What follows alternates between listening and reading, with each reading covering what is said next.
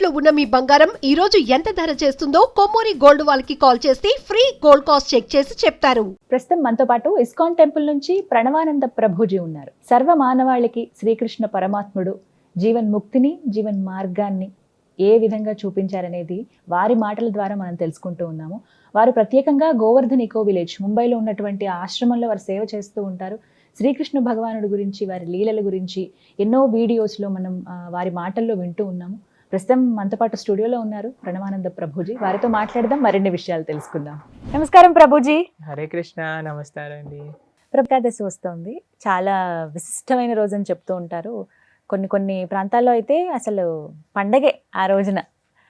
అందులోనూ ఆ రోజు స్పెషల్ దర్శనం ఉంటుంది ప్రతి ఒక్కరికి వైష్ణవ ఆలయాల్లో. ఏకాదశి వ్రతాలని కూడా ఆచరిస్తూ ఉంటారు. ఆ వ్రతాలు ఎలా చేయాలి, చేస్తే ఏమిటి అనేది కూడా చాలామంది ఒక క్వశ్చన్ అడుగుతూ ఉన్నారు. ఆచరించే విధానం చెప్పండి, అలాగే చేస్తే కలిగేటువంటి ఫలితం ఏమిటి, ఎందుకు చేయాలి అనేది కూడా వివరించండి. అన్నిటికంటే గొప్పదైన వ్రతం ఏదైనా ఉంటే అది ఏకాదశి వ్రతం. అన్ని వ్రతాలు చేసి ఏకాదశి చేయకపోయారనుకోండి, ఏ వ్రతం ఫలితం రాదు. ఓ, ఏకాదశి వ్రతం ఒక్కటి చేసి ఏ వ్రతము చేయలేదనుకోండి, అన్ని వ్రతాల ఫలితం ఏకాదశి ఇవ్వగలుగుతాం. మన శాస్త్రంలో ఉపవాసం అని చెప్పింది కేవలం ఏకాదశికి మాత్రమే. ఓ, కానీ చాలా మంది ఈ రోజు మేము ఉపవాసం చేస్తున్నామండి, ఆ రోజు ఉపవాసం చేస్తున్నామండి, అలా ఇలా చెప్తారు. కానీ ఎక్కడ కూడా అంత నియమంగా ఉపవాసం గురించి చెప్పింది మన శాస్త్రంలో, అంత నియమంగా ఉండాలి అని చెప్పింది కేవలం ఏకాదశికి మాత్రమే. విష్ణువాసరము అని అంటారు. అన్నిటికంటే favourite day of lord Vishnu Ekadashi. Ekadashi వ్రతం వల్ల అసలండి దాని వల్ల వచ్చే ఆధ్యాత్మిక బెనిఫిట్స్ అనేవి మనం చెప్పలేము.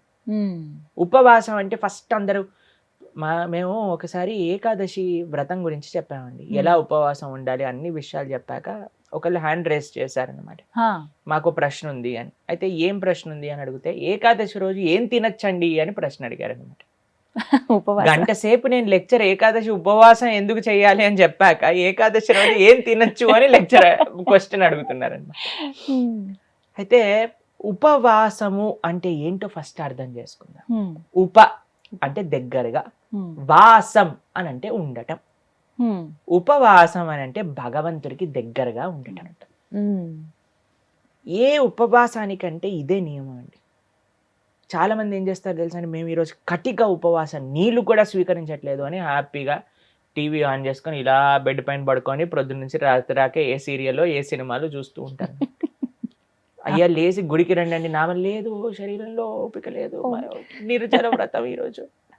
మనం అండి దేన్నైనా సరే ఎంత మెటీరియలిస్టిక్ గా మార్చే శక్తి మానవుడి దగ్గర ఉంది.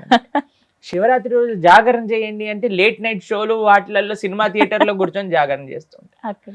శివుడు పాపం ఏమనుకుంటాడో, ఎంత బాధపడతారో ఇలాంటి వాళ్ళని చూసి ఆశ్చర్యం వేస్తుంది అనమాట.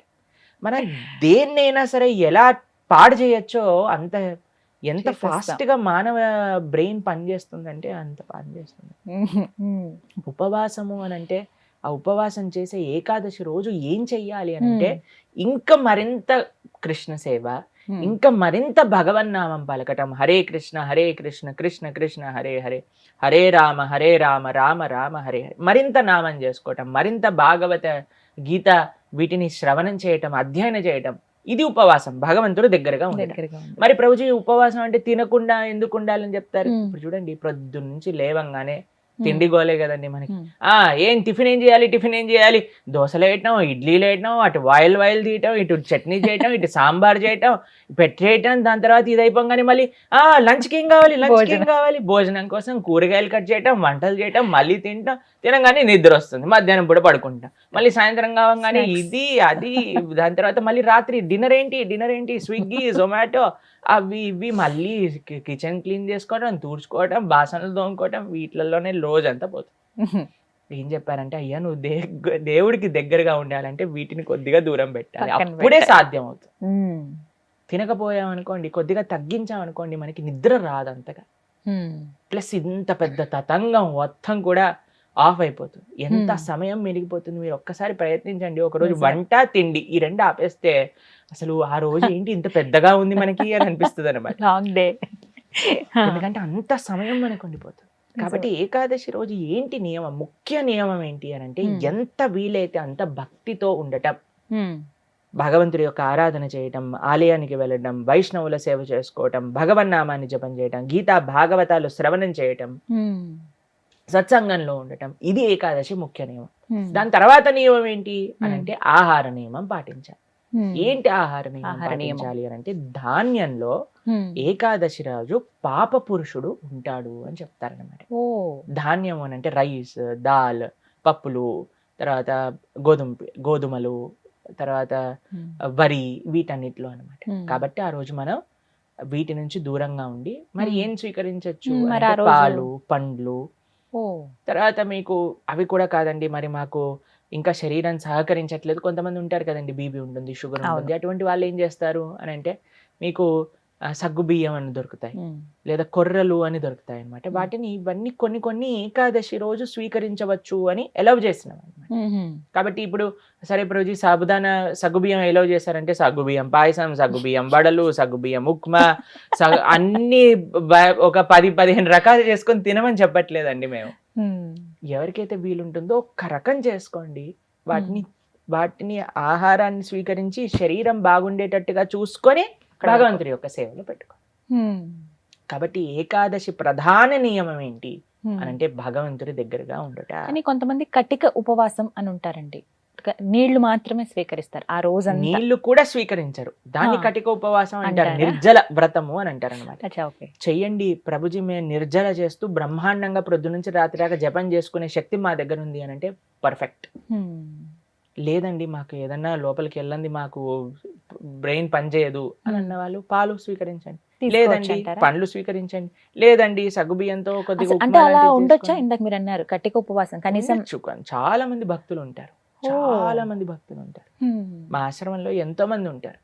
మరి మీ విషయం ఏంటి ప్రభుజీ, మీరు ఉండరా అని అంటే మేము మధ్యాహ్నం వరకు మాత్రం నీరు తీసుకోకుండా, ఏమి ఆహారం తీసుకోకుండా ఉపవాసం. మధ్యాహ్నం వరకు మధ్యాహ్నం పూట కొద్దిగా పాలు, కొద్దిగా పండ్లు అలాంటివి స్వీకరిస్తాం అన్నమాట. అలా మేము ఏకాదశి ఉపవాసం చేయడానికి ప్రయత్నం. వ్రతం, ఏకాదశి వ్రతం అంటే ఏ విధంగా? ఉపవాసమే ఆనిస్తేనే వ్రతం అంటారు. ప్రతి నెలలో 2 ఏకాదశులు వస్తాయి. అవును. ఆ 2 ఏకాదశులు సంవత్సరం పాటు మొత్తం అన్ని ఏకాదశులు కానీ మనం ఉండగలిగితే దానికంటే గొప్ప వ్రతం ఇంకొకటి లేదు. ఏం జరుగుతుంది ఏకాదశి వ్రతం చేస్తే? భగవంతుడి యొక్క పూర్తి కృప మన పైన ఉంటుంది.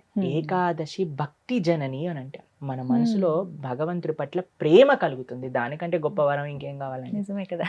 కాబట్టి ఏకాదశి వ్రతం తప్పకుండా చేయాలి. అందరూ కూడా ఆ ఏకాదశి వ్రత మహాత్యాన్ని తెలుసుకోండి, చక్కగా ఏకాదశి వ్రతాన్ని ఆచరించడానికి ప్రయత్నం చేయండి. ఇప్పుడు వైకుంఠ ఏకాదశి చాలా అద్భుతమైన రోజు, మీరు సంకల్పం తీసుకొని ముందుకెళ్ళడానికి. చాలా మంది మమ్మల్ని అడుగుతుంటారు, రోజు మా ఇంట్లో ఎవరో వెళ్ళిపోయారు, లేదా మాకు మైల్ ఉంది, అశౌచం ఉంది, మీరు ఎలా ఉన్నా ఏం జరుగుతున్నా ఏకాదశి మాత్రం పాటించవచ్చు, దాంట్లో ఏం ప్రాబ్లం. ఆ రోజు ఖచ్చితంగా ఇవి వింటే బాగుంటుంది, ఇవి పఠిస్తే బాగుంటుంది. భాగవతం వినాలి, భాగవతం చదువుకోవాలి, భగవన్నామం జపం చేయాలి, కీర్తన చేసుకోవాలి, ఆలయానికి వెళ్ళాలి, కృష్ణుడికి తులసితో అర్చన చేయాలి.